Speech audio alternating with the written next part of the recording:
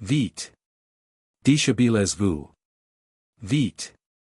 Cala Saint-Germain barely suppressed a laugh as Madame Beecham, pendulous breasts and rolls of fat jiggling, pushed her corseted gown down over thunderous hips.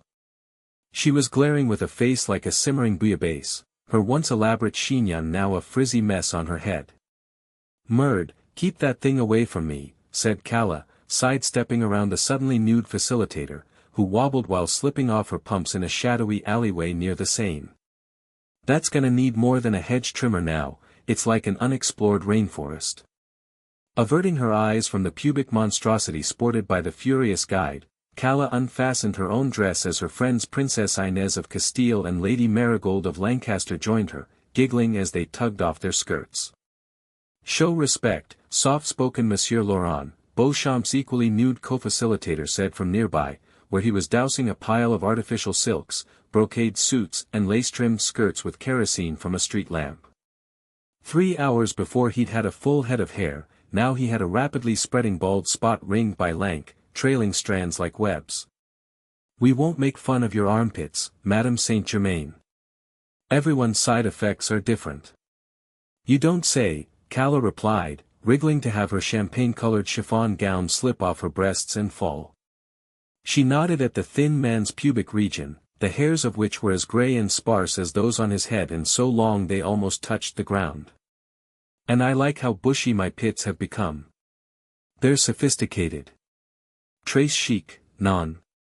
"Outrageous," barked the Duchess of Ravensshire, bony fingers, with nails that had doubled in length since the start of the trip, fumbling with corset laces as she, too, hurried to strip.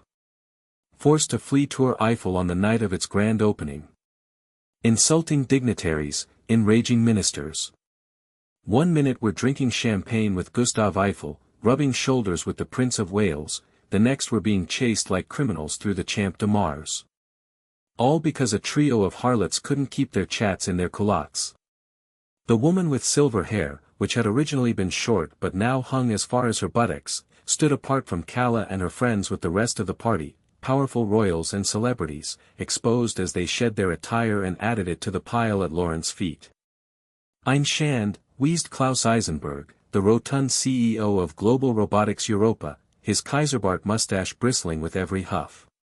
He cast his breeches away before covering his shriveled manhood with both hands, flushed jowls quivering with rage.